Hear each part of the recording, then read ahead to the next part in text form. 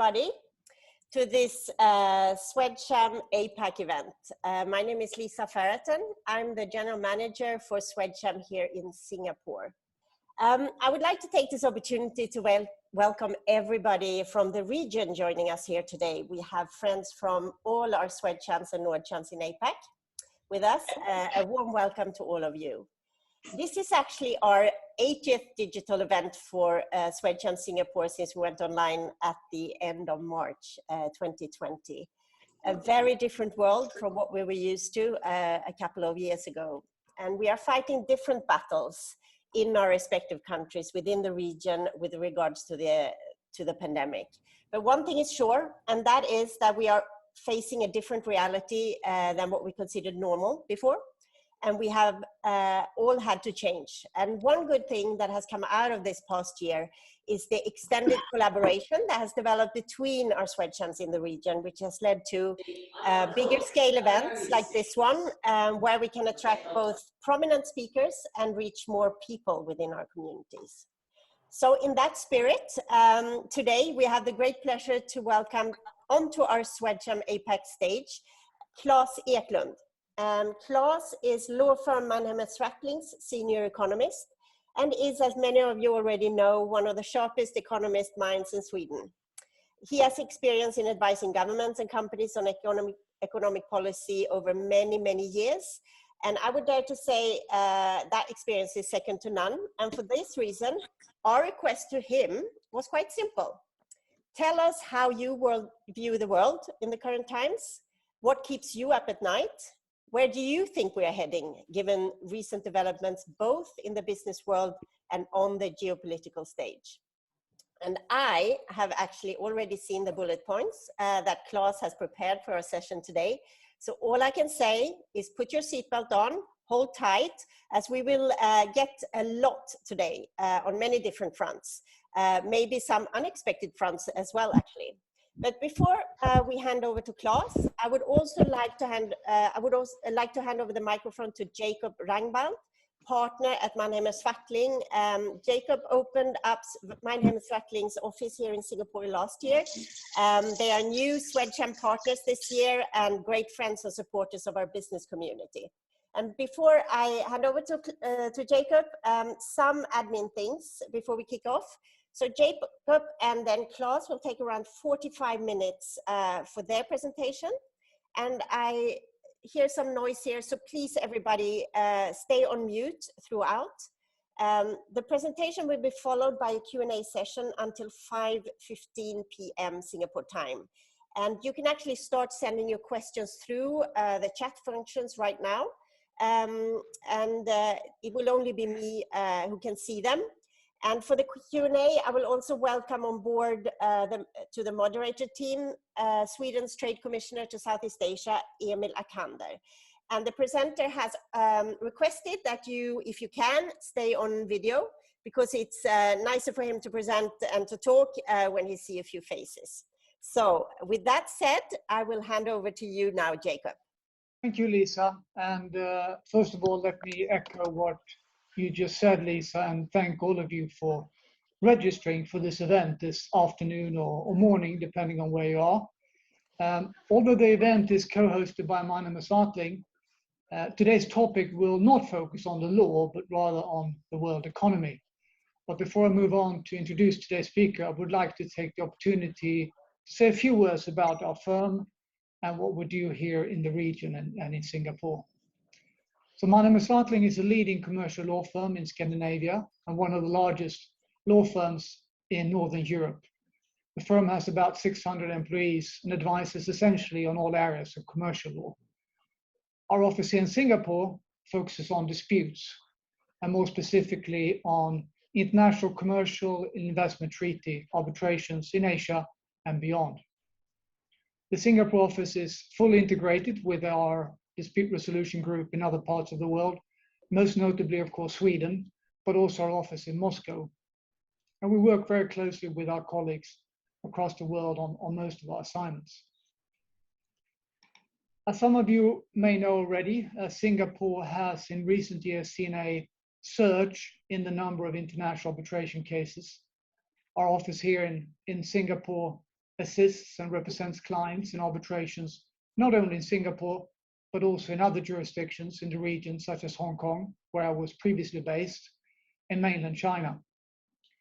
And apart from representing clients in commercial arbitrations, we also advise on matters of public international law, and particularly on investment treaty protection under international treaties, where we represent clients in investment treaty disputes between foreign investors and states.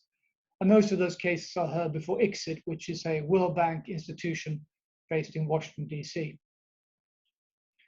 So with that very brief introduction of our firm and what we do here in Singapore, let me then move on to introducing today's speaker, Klas Eklund, who is, as Lisa just said, our senior economist.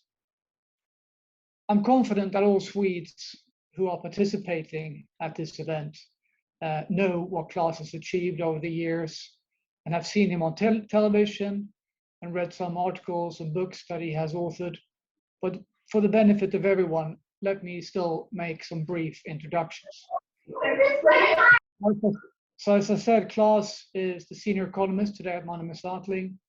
In that role, he assists the firm's employees and clients with various forms of economic analyses related to taxation, currencies, cryptocurrencies, international trade, and a number of other areas relating to the firm's various matters, and which may just in general be of interest to our clients. Klas has a PhD from the Stockholm School of Economics, and he has also been adjunct professor of economics at Lund University.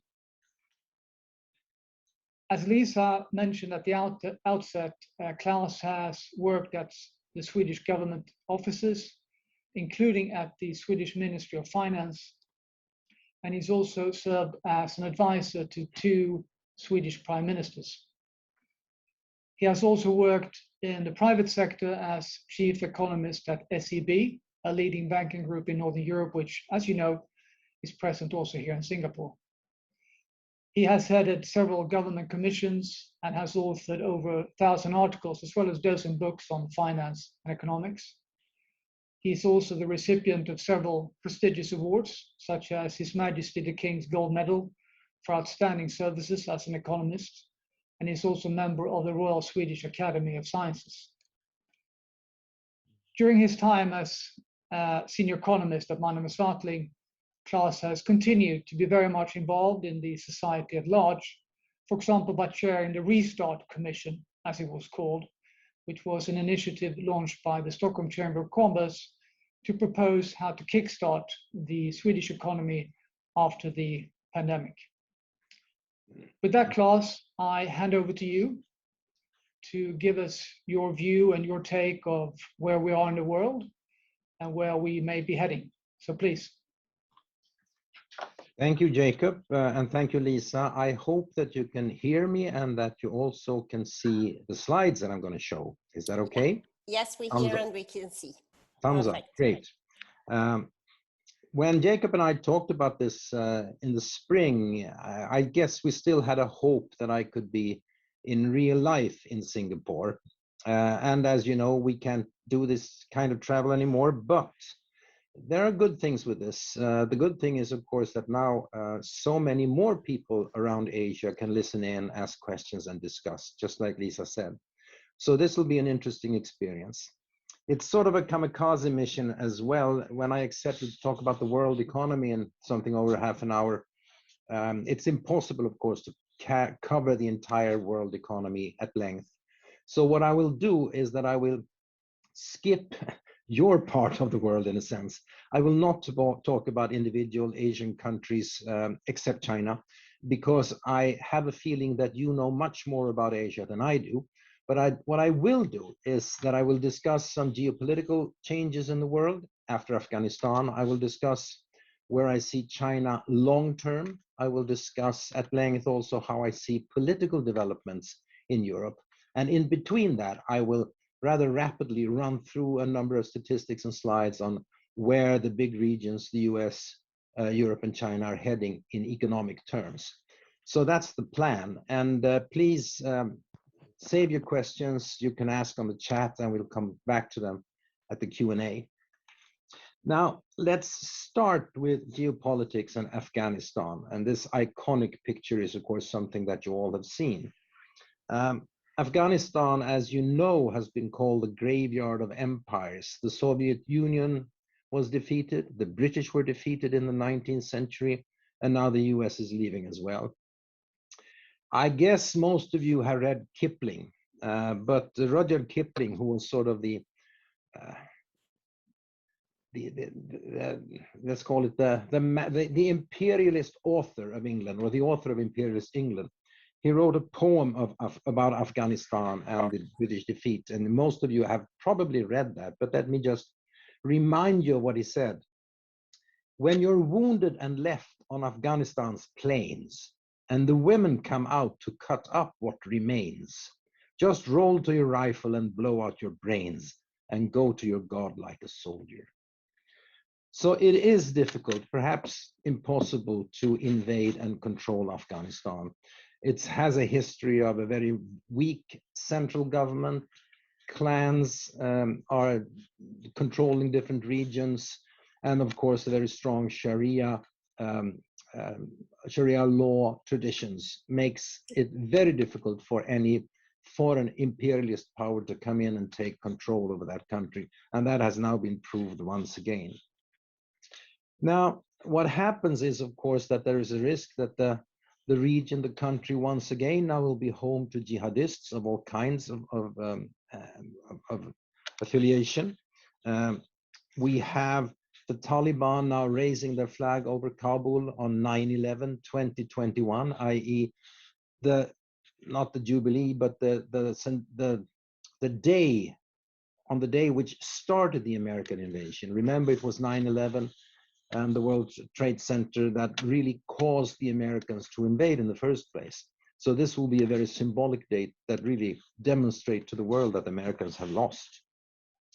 Now, China, and I'll come back to China, will of course take the opportunity to move in, to expand the Belt and Road Initiative, to build the highways, the pipelines, etc., down to the coast in another way, a roundabout way, not only through Pakistan. You will see allies in Europe and other parts of the world be more skeptical of the US. Can we really trust the US? That has been going on for a while under Donald Trump, his clashes with NATO. But now this, on top of that, there will be a wave of new fugitives coming from Afghanistan. We don't know how many, we don't know where they will head. But this, of course, causes a risk that of, let's call it, severe strikes also in Europe. Most of you remember that in the previous wave of fugitives some years ago, there were very strong political clashes in Europe around immigration policy, and that could happen again, of course. So there are a number of things now happening. In America, of course, Biden is losing in the polls. The Democrats are threatened facing the midterm elections. So this will have implications. Longer term, I think it will, to many people in the world, increase the impression that the US is a superpower in decline. That might not be certain, but I think that is the impression that many people have. And it will definitely mean that there is now an opportunity for China and Russia to step up and increase their influence in the region. I'll come back to China, like I said. But before going into the mere economics of what's happening in the world, I want to say something about, there we are, about where we are in the pandemic. You know all that the Delta variant of the virus is now increasing, or it's spreading. And it's spreading primarily to regions where there's lack of vaccine or where there are a lot of anti-vaxxers, like in the US. And you can see here that this means that emerging economies now have the bulk of the virus spreading, while other developed market, as it's called here, Europe in particular, has a much smaller share of virus now. And that is because vaccination has sped up in Europe. It did start strongly in the US, but it's now slowing in the US for political reasons, as you know.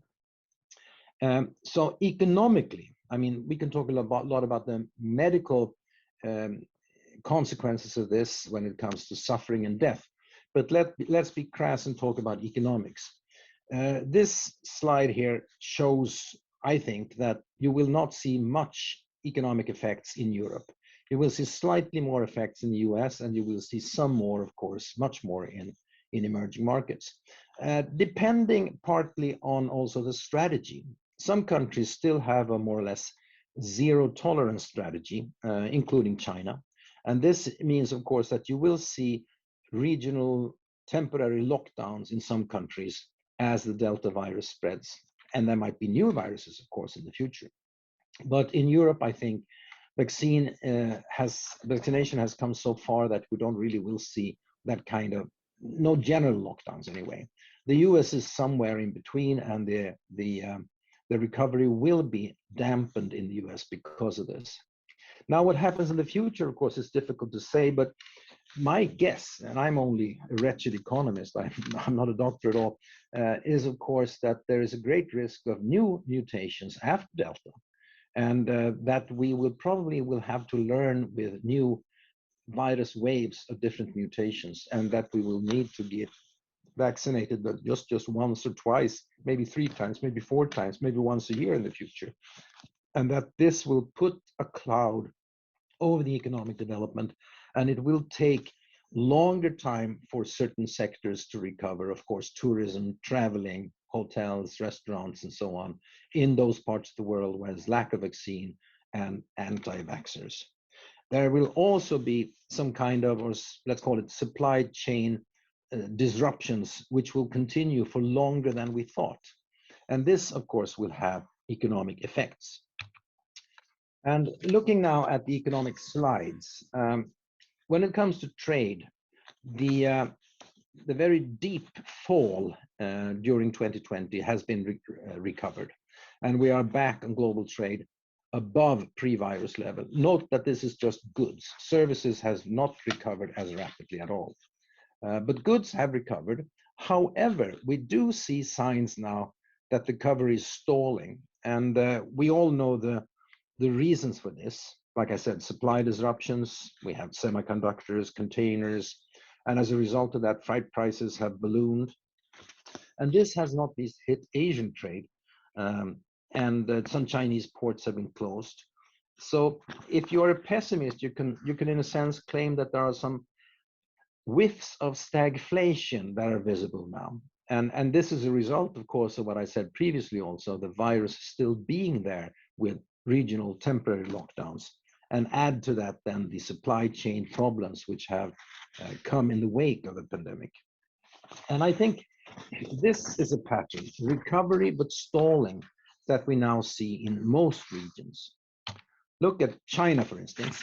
Here's perhaps sort of a messy picture, but nonetheless, these are pictures stolen from Capital Economics, where they have their own activity proxy, as they call it. And you can see it by sector to the left. And to the right, you have the PMI, i.e. that the producers, the Purchasing Managers Index, which is sort of by default the best index to give a hint of how industry sees the future. And to the left, you can see that after the very rapid rebound last summer and fall, in the winter and in the spring and this summer, there has been sort of a slackening of the speed, that the activities have slowed down, and in industry and construction, it seems to be slowing quite much, actually. It's not falling because it's still above 100, but it's not as strong as it used to be. And of course, the PMI to the right, you see the blue line, the manufacturing PMI has fallen sharply.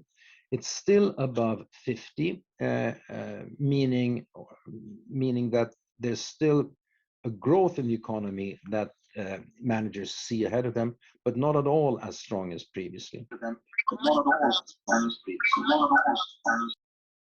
Can you please mute your microphones, please? There are a number of reasons for this, of course. You have sort of the natural development that once you've had a big bounce back, of course, growth rates taper off. That's natural. But on top of that, you have these supply chain problems. And maybe, I'm speculative here, there could be some minor effects of the government's clampdown on tech and services. We do know that that has caused an abrupt fall of the Chinese stock market, and that could possibly also influence the sentiment. But still, of course, China is seen to have growth around 5% or so, which is, of course, much stronger long-term than the Western world. But the main rebound has taken place, and China is now slowing down. The story is, in a sense, similar in the US. You have quarter by quarter to the right, the blue bars, and yearly growth rate, the black line. And as we could guess, of course, once we had the big drop in the summer of last year, and then we had the big bounce back. And of course, now going back to more normal growth rates, that means that the yearly rate of growth also has peaked, and we're coming back to lower levels. Now, the US is still growing quite fast. It's got growth rates around 4% or so this year, according to most forecasters. This is Capital Economic once again. But there are some sort of disconcerting signals right now. To the right, you have the consumer sentiment, and that has dropped very steeply in the last couple of months. And of course, we don't really know why, but a guess is that it's because the new Delta variant, and perhaps also the inflation. I'll come back to the inflation, but the combination of a new round of a virus plus rising inflation could be something that causes consumers to be more uncertain, and maybe they will be more careful spending ahead. This we don't really know. The business PMI is still pretty high, so there seems to be a divergence between business on the one hand and consumers on the others. This is important because consumption, private consumption, is by far the largest share of American GDP. And during the fall last year, or the fall of GDP last year, and the rise of unemployment, there was a very sharp, as you know, increase of fiscal stimulus, leading to most households actually gaining a sharp increase of disposable income despite unemployment. Now they haven't spent that. There's a lot of savings, pent up demand in the US. And this fall of sentiment could indicate that savings will not be drawn down as rapidly as we thought. So there's a lot of uncertainty about the American forecasts right now. And the forecast you see to the left is probably one of the more optimistic. And there are people now fearing that we could actually have a little slower growth than that. In Europe, it seems that the Eurozone is finally revving up. It had a steep downturn in 2020 and then another one in the winter of 2021, as you can see the blue line. This is the forecast of my old colleagues in SEB, but it's pretty much, it's close to the consensus view. And it says that now Europe will gradually move ahead. Decent growth this year, actually pretty good, and then a slowdown in next year. There's still very much pent up or idle resources, which you probably can see here. We're very far under the GDP trend. And this also means that there is a great uncertainty of what will happen with unemployment. Unemployment did not rise as much as all in the Eurozone as it did in the US. And the reason was, of course, subsidies, furloughs, things like that. But that also gives rise to some worries now that companies are sort of coming back in the market, and they will try to cut costs. And there is a risk that unemployment will not continue to fall, but could actually stay on a very elevated level. So there's uncertainties also in Europe, but in general, the forecasts are optimistic like this. And that, a large part of that reason is, of course, that vaccination has been successful in Europe. The level of vaccination is now very high. There are some exceptions to this general rule. Despite high levels of vaccination, Spain, Italy, the UK are laggards with much more idle resources. That, in the case of the UK, it's partly because of the lockdowns, partly because of Brexit. when it comes to Spain, Italy, and so on, these countries also were very hard hit by tourism sector being more or less devastated last year. So there are regional differences, but in general, Europe is on the way back. Now, since we are in the Swedish Chamber of Commerce, we might mention how things are going for the Nordic countries. And you can see here, quarter by quarter, compared to the Eurozone, or the Euro area, as it's called here, the green line. And then you have the Nordic countries, Finland in blue, Denmark red, Sweden orange, and Norway in gray. And it's interesting to see, first of all, that all the Nordic countries, growth-wise, did better than the Eurozone last year, much better actually, and they are continuing to do well this year.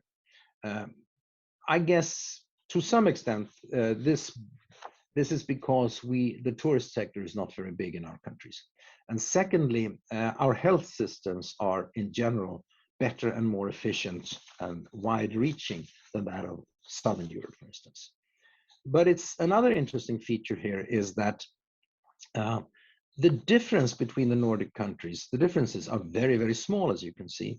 And I think that's interesting, given the fact that we had so much debate and discussion last year about different strategies in different Nordic countries. Denmark, Norway, for instance, closed down lockdowns very rapidly, while Sweden did not. But according to these numbers, you cannot really see any differences when it comes to economic performance. And of course, that is partly because the virus has been going on, coming back, coming forth, mutations and strategies have shifted over time.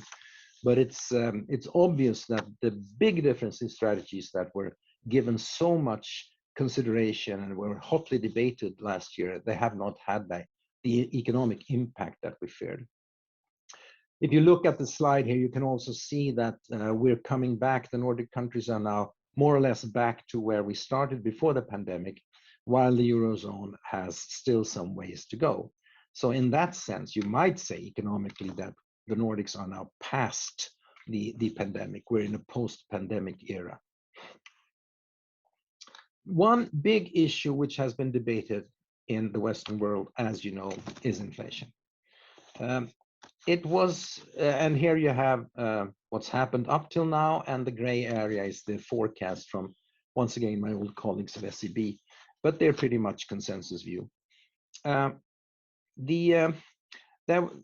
inflation was bound to rise was accepted, and I think all forecasters had increasing inflation as an effect of the pandemic. And the reasons are obvious. We had supply chain disruptions, we had base effects. Last year, oil prices fell sharply, and this year they recovered. And of course, when the 12-month series move on, so old numbers fall out of the series and new numbers come in, this means that the inflation rate bounces back. And this is one of the reasons why inflation has come back. Also, of course, you have the fiscal support. And like I said, in the US, it was so strong that disposable income actually rose strongly despite the pandemic. And that kept up demand, of course. So there were several reasons then. And then, of course, you have the monetary stimulus, obviously. So there are many reasons why inflation was forecasted to rise. Nonetheless, the increase of prices have been more strong, more rapid than I think just about any forecasting predicted. In the US, we are now at a CPI, a consumer price inflation level of 5%, and in the Eurozone, we're up to 3%. And it's a very, very long time since we saw numbers like that. And this, of course, tests the patience of the central banks. I'll come back to them in a minute.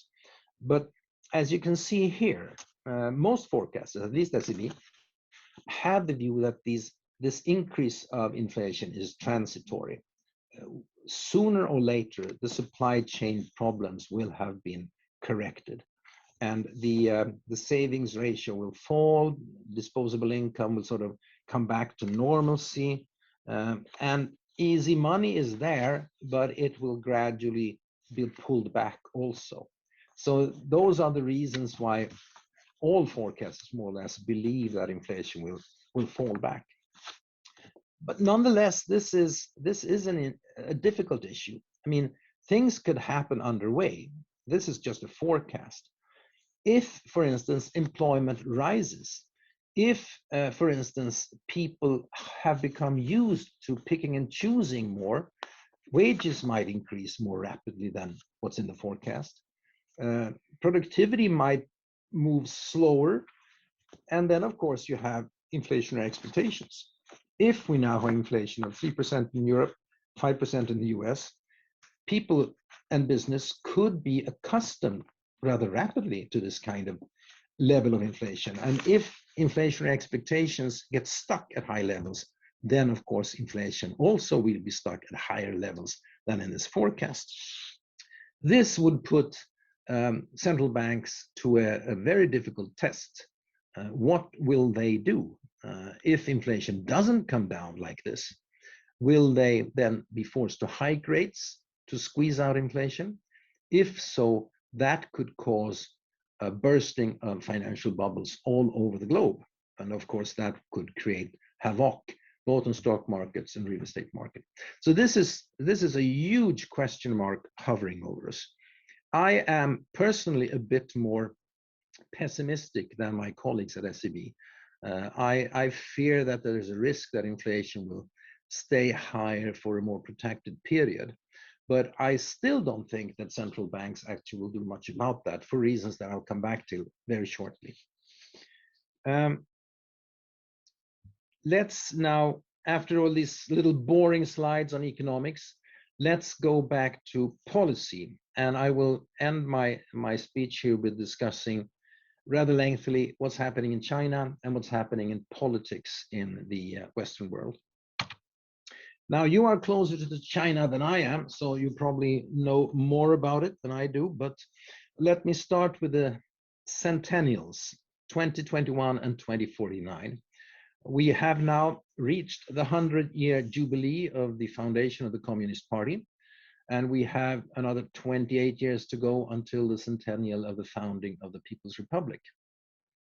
Now, the target set up for 2021 was, as you know, that poverty should be eradicated in China and that China should have built a moderately prosperous society.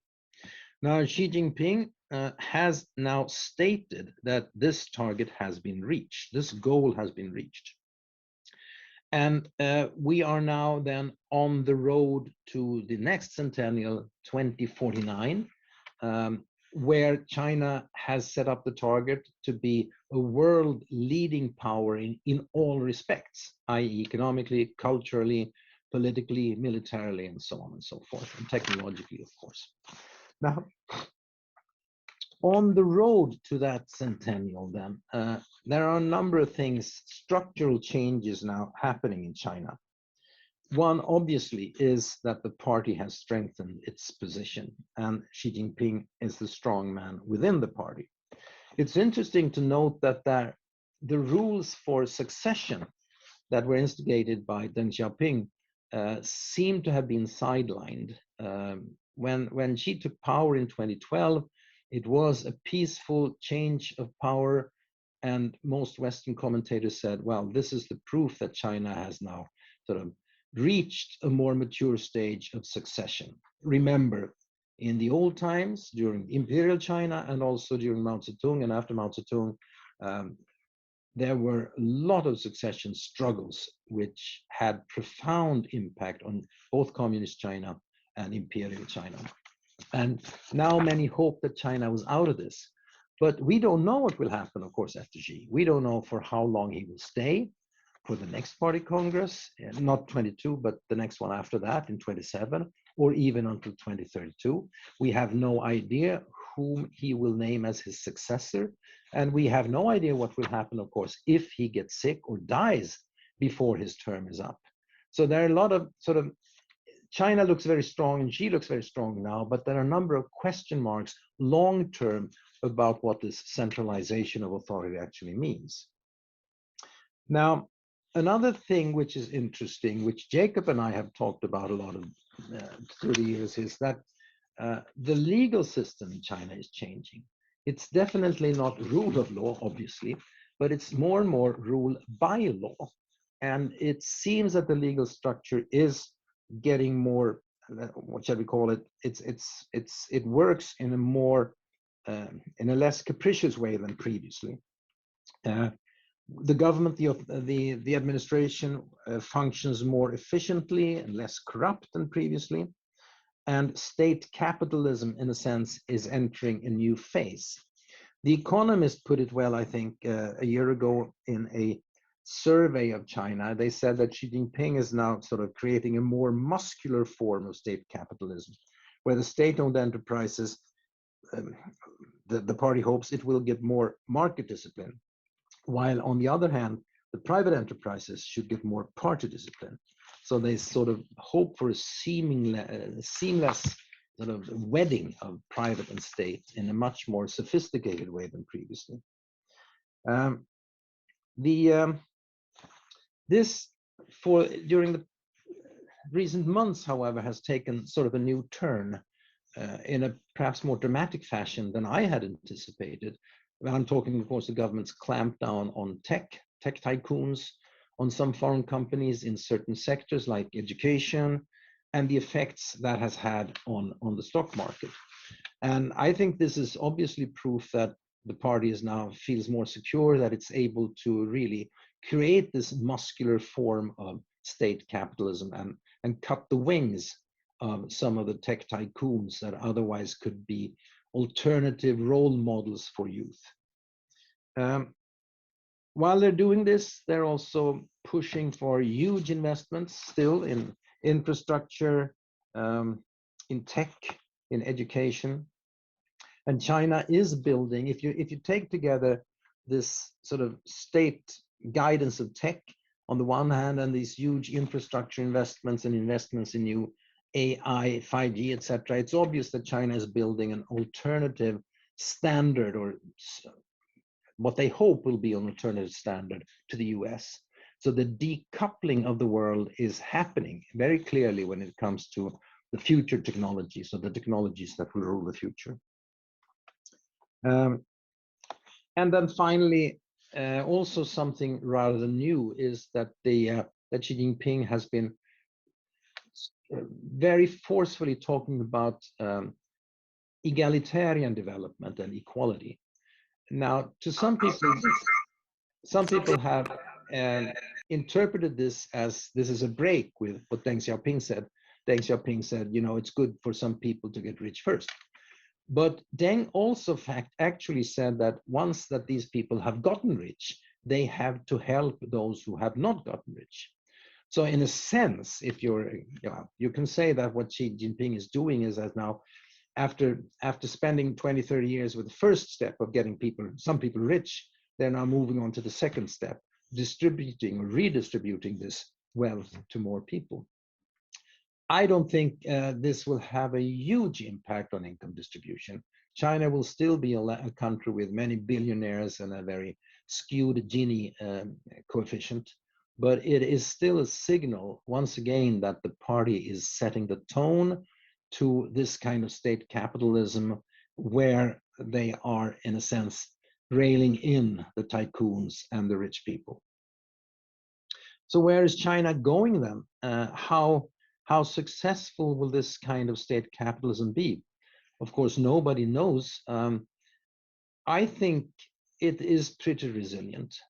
I have been, well, let's call it a China bull when it comes to growth for decades. While many people in the West said that China will not survive, it's not possible to build an authoritarian state with one-party rule and still be creative. But obviously they have succeeded.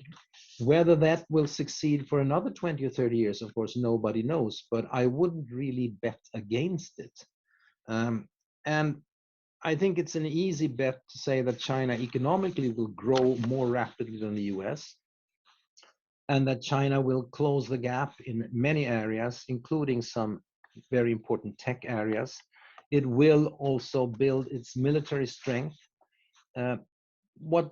What we can fear is a situation where not only that happens, but also where the US goes into decline. I'm not saying that this will happen, but it's obvious that the US does have some very important grave problems at the moment. And they have been illustrated, of course, by the defeat in Afghanistan. Because if the US goes into decline and if China continues to move up the ladder, then we could get caught in what is called by historians the Thucydides trap. For those of you who are classically schooled, you know that this is about the war between Athens and Sparta, where the historian Thucydides said that it's more or less a historical law that if one rising power meets a declining power, there must be a war to decide who's the ruler. Now, the world is big enough to contain two superpowers, but I am definitely seeing that the risks of military conflict, they are increasing. Of course, we also know where Taiwan is a hotspot for this. What's happening in the West? Well, after crises and pandemics, there is usually some kind of drift to the left. You can define that in many different ways. It doesn't necessarily have to be political parties, but there's a growing interest in redistribution and fairness after a crisis where people have been unemployed or sick and so on. And this is, you can see it all the way back to the Black Death in the 14th century, actually. And what happens after pandemics is normally that the distribution of income and wealth becomes more equal, more fair, if you want to call it that, or less inegalitarian anyway. And you can claim that this is happening now, or we see signals anyway. Well, first of all, obviously, the role of the state has increased. We have not only had a return to Keynesianism, we've had return to some kind of super Keynesianism with very expansionary fiscal policy and very expansionary monetary policy as well. And we have no idea whether the state or the central banks actually will be able to extricate themselves from this, or whether the role of the state will continue to be large. But we have seen this shift now, obviously. When it comes to monetary policy, also there is a shift. You can see Powell down there, and you have Lagarde above him. The central banks they're not abandoning the inflationary targets, but they're changing them. In both cases, both ECB and the Fed are now accepting inflation on a higher level than previously. And they are both saying that they accept inflation higher than inflation target as some sort of compensation for many years below the target. And that is an interesting sort of creep or change of the inflation target strategy. Also, both Yellen, Biden, and Powell, the trio down there, are aiming not only for full employment, but for, let's call it red hot employment, super full employment, because that kind of demand shock is something they say is necessary to really create a strong labor market. And this, if I interpret that correctly, it underlines that the Fed will not put brakes on the upturn until you have really reached over full employment. And this is a very different view than was dominant, say, 10 or 20 years ago, when inflation bashing was the name of the day. Now, when it comes to political parties, we haven't seen that strong a left turn. Of course, Biden is more leftist than Trump. But we do see now an interesting trend in Germany. To the right, you have Olaf Scholz, who is the chairman of the Social Democratic Party in Germany, who now suddenly is emerging as the front runner in the German election after Angela Merkel's very long term as a conservative chancellor. But I think more interesting actually than that is the article in the Financial Times to the left on this slide. The FT is saying really that there is a generation now which feels badly treated. They are out of work, they are out of housing, they've been out of school during the pandemic, and they have many of them have difficulties getting into the ordinary labor market. And then, of course, you have the climate change debate on top of that, with the Greta phenomenon, of course, many young people claiming that the old people are destroying the planet. So there is a trend definitely of more, let's call it radicalization and more activism among young people. This might not lead at all to traditional leftist parties growing, but it will mean more activism on the streets, more demonstrations, more protests, things like that. I don't really know how... Hello? There's someone talking. Please turn off your mic. Now, finally, since we're talking politics, and for those interested in the Nordics, there are things happening also in the Nordic countries. To the right, you have Jonas Gahr Støre, who is the chairman of the Norwegian Social Democratic Party, who is now leading in the polls, and there might be a change of government in Norway. I'm not certain that this will have a huge economic effect because it's still not that large, the party, and it will probably have to make compromises with us, but still it's an interesting change. To the left, you have the present Prime Minister of Sweden, Mr. Stefan Löfven, and the Finance Minister, Mrs. Magdalena Andersson. The Swedish government has a very weak parliamentary position, and it's necessary for it to make deals with others, both to the left and to the right. And it's been a messy situation, and there's a lot of frustration, both in the Social Democratic Party, but also among other parties, that too little is being done. It's difficult to really make any long-term structural decisions and investments with the parliament as fragmented as it is. And now, 1 year before the election, Mr. Löfven is jumping ship. He says he will leave at the party conference now this fall. And I'm not surprised. He's had a very, very tough job, really. And if you're going to change party leader, it might be a good thing to do it 1 year before the election.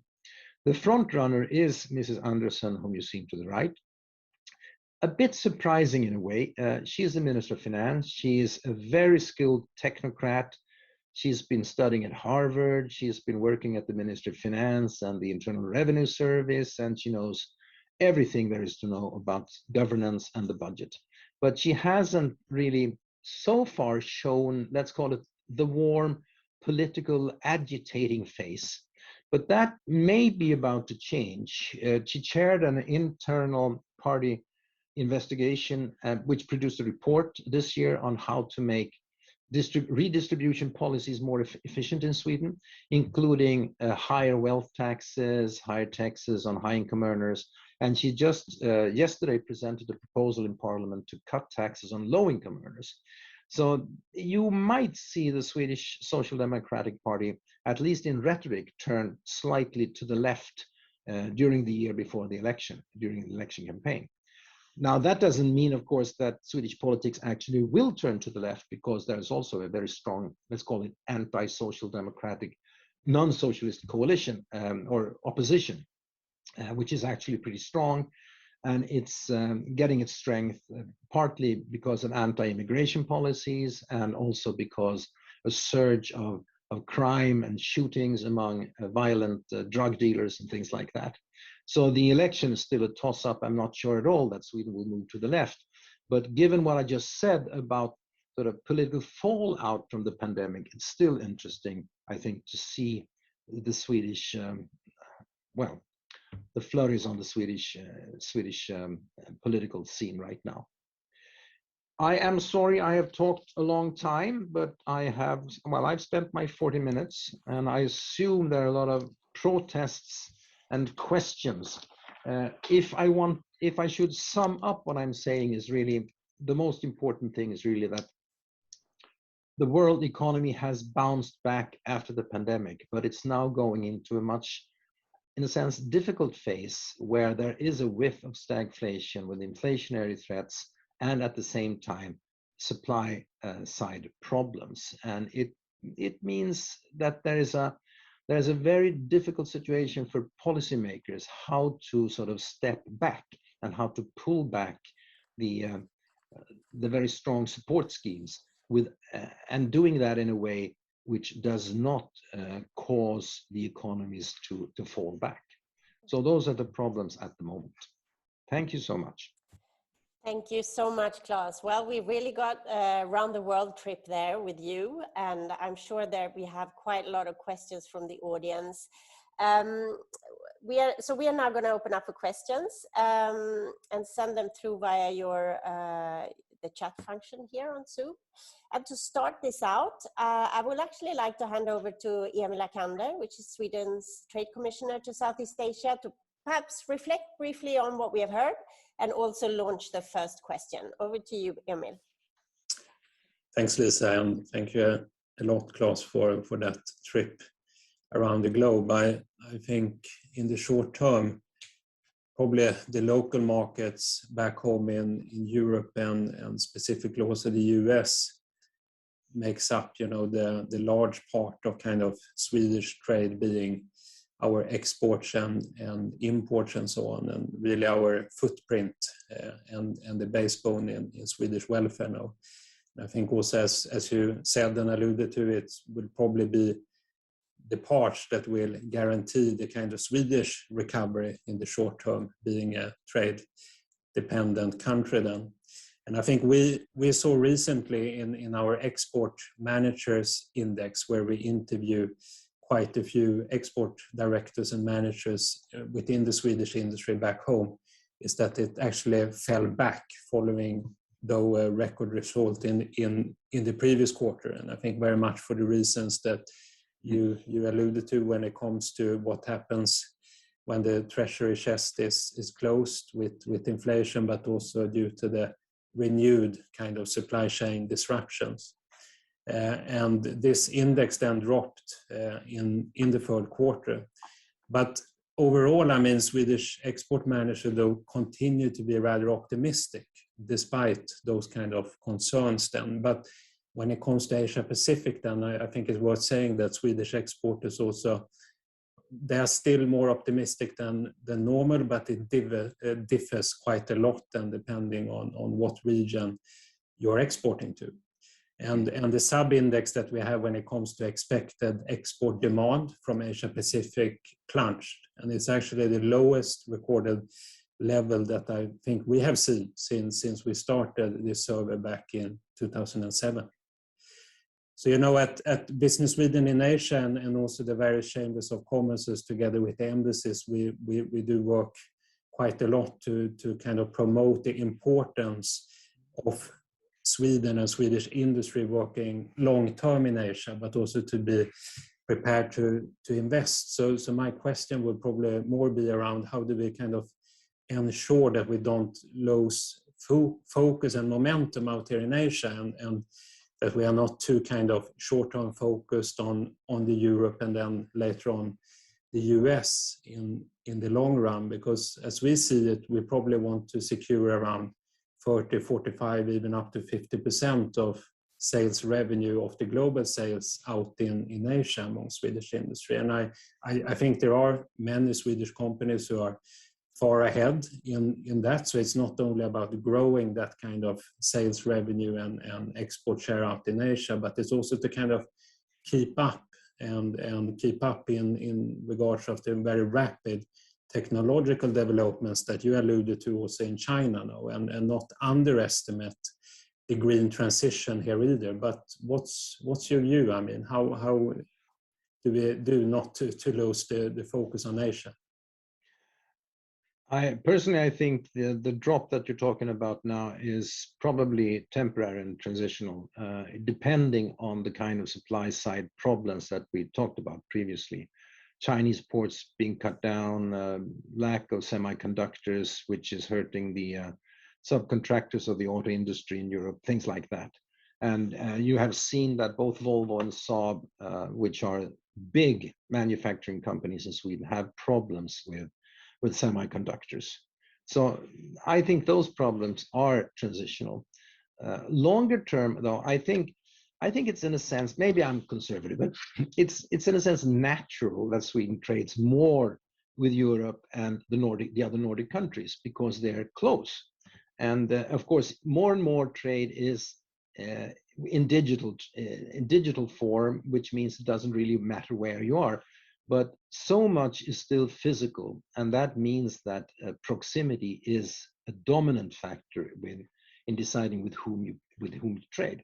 So, but even so, obviously, Asia should expand as a sector or a region in Swedish industry. And I think the long-term trend will be such. I do believe that Asia will increase as a share of Swedish exports and as a share of Swedish imports as well. And the Swedish companies have been in Asia and are expanding in Asia. However, here there are these political problems possibly coming from China, where there are many Swedish companies, or some Swedish companies that are a bit nervous about the long-term development in China and who want to be sure that they are not too dependent on deliveries from China. And that has benefited some other countries in Asia, like Vietnam, for instance.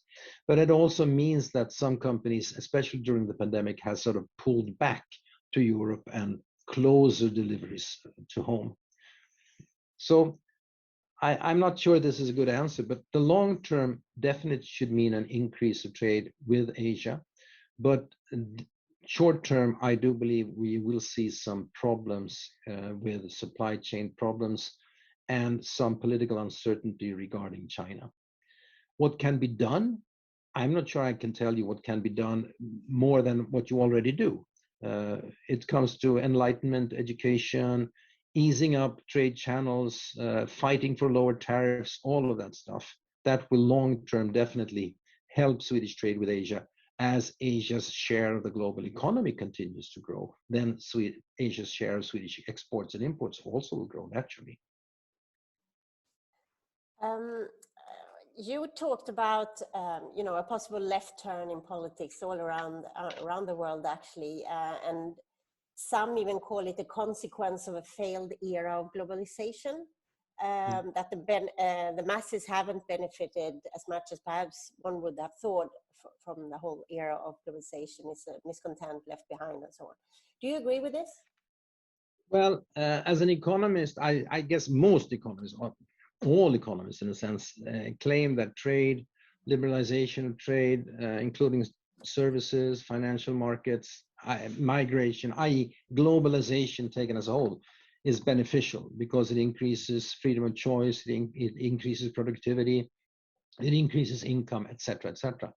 But obviously, if domestic labor markets are inert, if people cannot move from one sector to another, if there is lacking of skills, and if the globalization takes giant leaps because of China's, India's, and others' entrance on the global market, and if at the same time there are technological leaps, digitalization, robotization, and so on, then maybe the labor market isn't fit enough to take care of all this. And that means that in many countries, we do have regions with high structural unemployment as a result of globalization, inert labor markets, and technical progress all at once.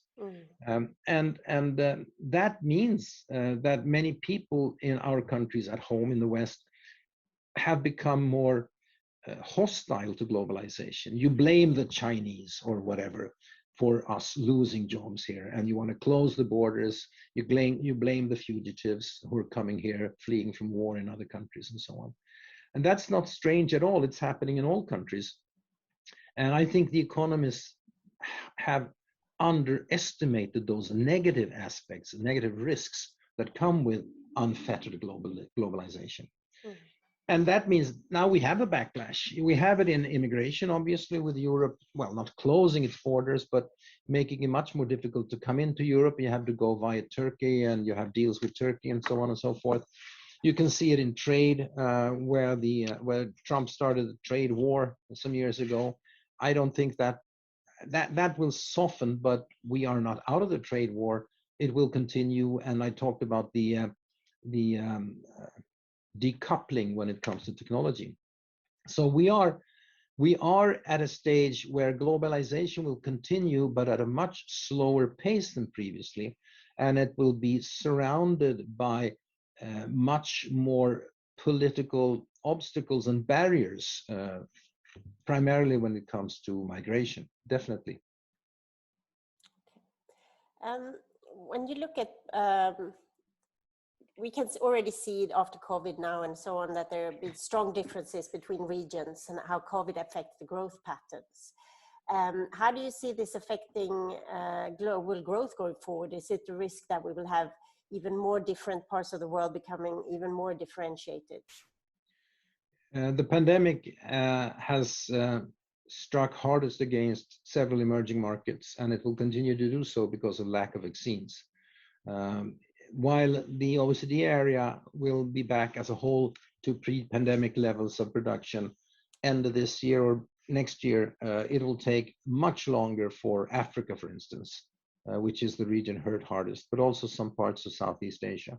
So definitely, and I'm very sad in a sense that the richer countries, the OECD countries, couldn't agree, and the G7 couldn't agree on a big scheme for distributing vaccine more or less free to the emerging markets. That would be an investment with a huge revenue for the entire global economy. But as you know, for political reasons, that was not possible.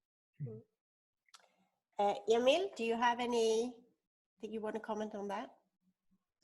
No, I was also thinking about another question to hear your perspective there, Klas, when it comes to, I think it quite recently, Christine Lagarde, as you had there, also talking about, and I think it was Klaus Schwab of the World Economic Forum talked about similar topics to this, and I think it was Christine Lagarde who said if we don't vaccinate the whole world as we should, then the pandemic will come back and haunt us, and it will come back to hurt us hard. How do you see that? I mean, just looking there at your first slide when you show the progress on where we are in the mature economies now, and then where we operate here in Asia Pacific, basically with South Asia, Southeast Asia being not vaccinated, and other parts of Northeast Asia Pacific being partly vaccinated to vaccinated, but still locking down. I mean, what kind of world and economy would it be? And do you agree with Christine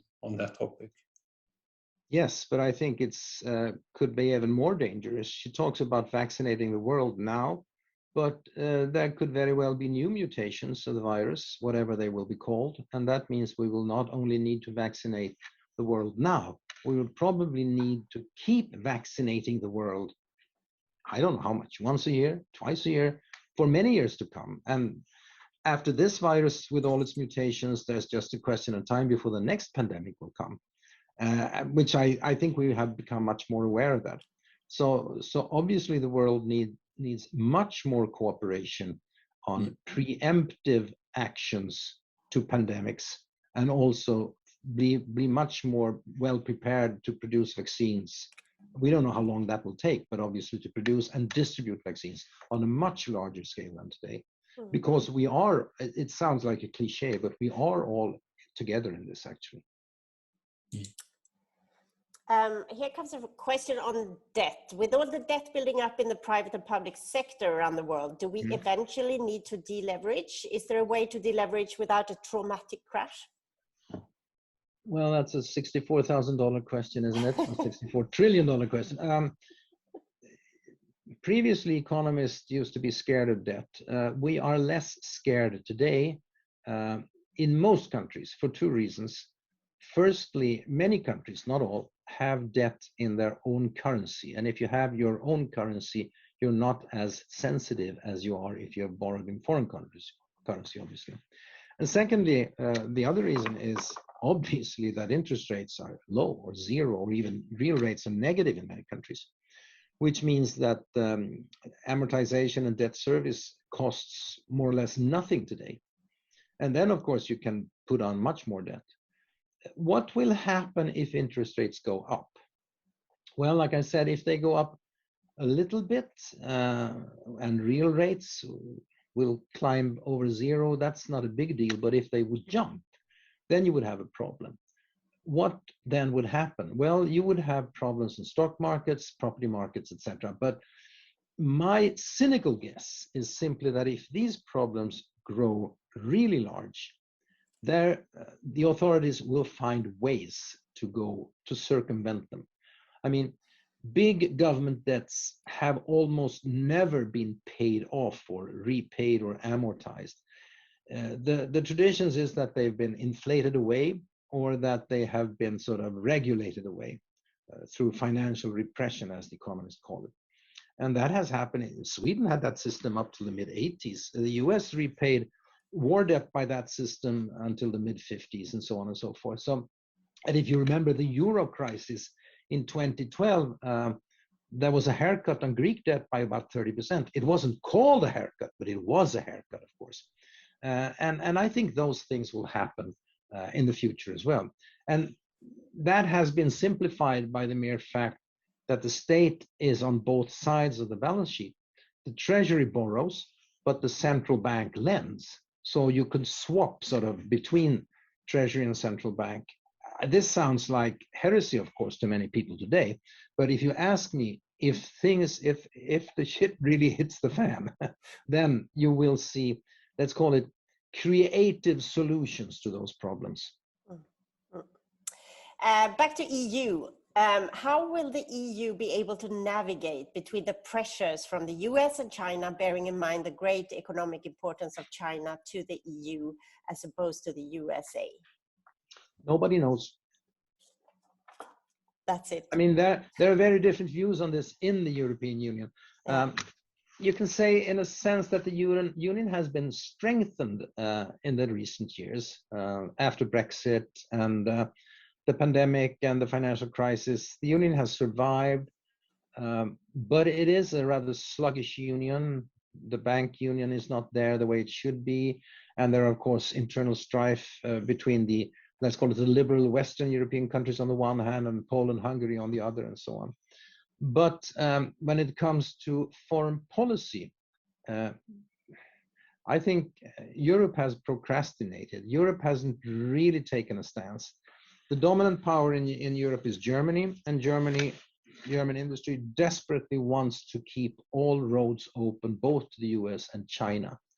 And that has obviously been sort of the dominant trend so far.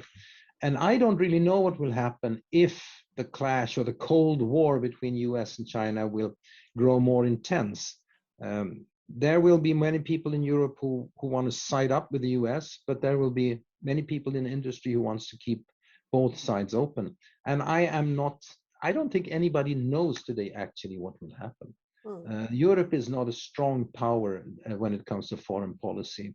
And I doubt that it will ever be, actually. That's not a good answer, I'm sorry. Another question on China here. China is a large market for many Swedish companies. What do you think we can expect as a result of the changes in policies now coming in from China? It works in both ways. On the one hand, the rule by law, like I talked about, means that, as far as I see, it's in a sense easier to do business in China today. There's less corruption, less infringements of intellectual property rights, things like that. But on the other hand, the political sort of power of the party is increasing, and you have to toe the line in many respects. I guess this will be very different for different companies in different sectors. I hear from my Swedish friends in China that they are optimistic about the future in growth terms, competition-wise, and so on and so forth. But there's also some kind of hesitancy that they don't really know what will happen in the future when it comes to the political control and the social control system, etc., etc. So there are some worries, but the general sentiment, I think, is rather optimistic. I don't know if Jacob wants to sort of expand on that. You know much more about this than I do. Then you have to turn your... Yeah, no, I think I generally agree with you, Klas. I think the risks in terms of the legal market in China have gone down somewhat. Definitely, it's a little bit more robust, but it's still problematic. We're far away from what I would call a mature legal system with a rule of law. It is still there, definitely, I think. So there are risks involved, definitely, from a legal perspective, doing business in China still. Okay, we are getting a lot of questions in here. I will not be able to take everyone, unfortunately. Your view on the future of supply chains, Klas. Currently, the emerging market got heavily damaged from COVID and caused very unstable supply chains. Any comments here? Well, I mentioned that several times during my presentation. I totally agree.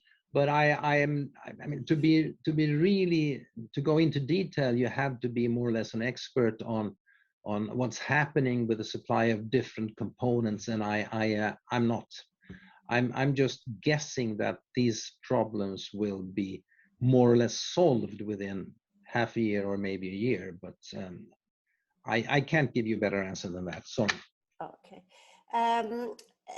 What do you foresee the regulation on the big high-tech group such as Google, Facebook, Amazon in terms of antitrust act? I mean, what kind of impact will that have?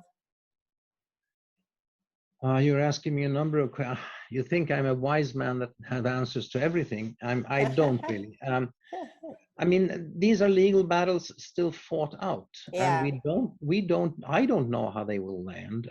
Obviously, if we talk America and Europe, there is a big debate on this. There will be attempts by the government to restrict what the tech giants are doing when it comes to how they control or manipulate public debate, obviously, but I can give you a good answer how that will play out in the courts. Obviously, these companies have armies of lawyers which will help them to sort of resist those changes. But I'm just a wretched economist. I'm not God. I don't really know the answer to all these questions. Sorry. No problem. So Emil, we have a few minutes left. Anything else there from your side?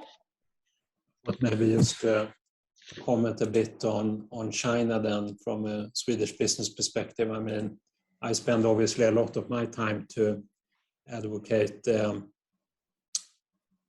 kind of opportunity in South and Southeast Asia now, and the fact that I believe despite all the conflict and all the disputes and all the trade issues and so on, even before that, there were kind of untapped growth potential, but also a general kind of diversification and push for various cost reasons, but also consumption and growth reasons into Southeast Asia. But at the same time, I mean, we do from Business Sweden at least see kind of new opportunities opening up in China, and not the least following rather closely the country's pledge to be carbon neutral by 2060, I believe it is, and also their kind of charm offensive on new trade agreements and rather major investments in infrastructure and construction, and not the least in renewables and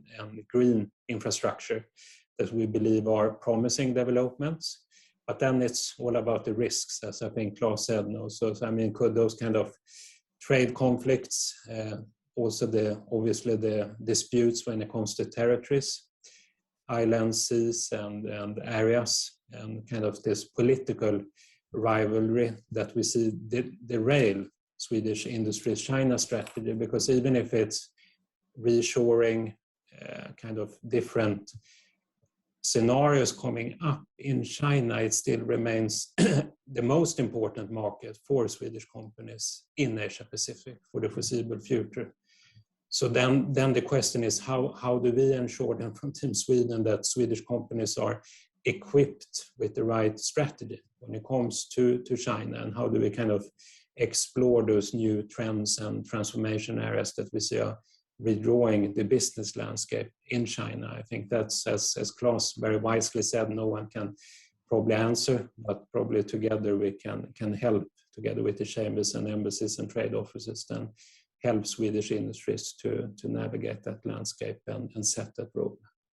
Just some last reflections maybe from Klas on your China experience, on how you see the scenario planning when it comes to the China roadmap. I mean, taking into consideration of this pledge for carbon neutrality, new trade agreements, major investments, and I mean, not the least technologically advanced shifts now that makes it very difficult for us to fully kind of neglect and reshore and look closer to Europe now. Well, obviously China is, you know, the big dinosaur, not a dinosaur, it's a big modern dinosaur when it comes to economic and technical development. And it's imperative that Swedish companies stay close to that, and that we are in China and we take part of that. And of course, with China beefing up its climate ambitions, this is something which I hope Swedish companies can exploit, because we, in many cases, are leading in that respect. I worked actually some years ago as an expert with the Chinese government in setting up a sort of a pathway to carbon neutral China. That was before this 2060 target. And I can just confirm that at least the economists and academicians in this respect are serious. Whether the party is serious, I don't know. But I think this should give Swedish companies an opening, precis, just like you said, in exploiting those market opportunities. The difficulty, once again, is political. Like we've seen in Swedish companies who are working in other countries where China doesn't like, and so on and so forth. So there will be more political pressures, but the opportunities are there. I'm sorry, I'm talking like a politician, I realize. We have unfortunately reached 5:15 here in Singapore. Our time is up. Thank you so much, Klas Eklund, for sharing your insight. Obviously, we believe that you can answer all our questions, so you are welcome back at any time. And we will continue to listen to you, and we hope that you come back to Asia, even in person, obviously, when time is right. Thank you, Jacob Rangwald, for helping us make this event happen. And thank you, Trade Commissioner Emil Lakander, for your input and contribution today. And thank you, everybody, for joining us this afternoon. And I hope we will see you soon. And finally, I want to thank my wife, who's been listening on without asking any questions. Yeah, that was very kind of you. Exactly. You were pretty scared there. I know that. So thankfully she didn't, right? So I hope to see you all soon on Swedcham. Thank you very much for joining us here today.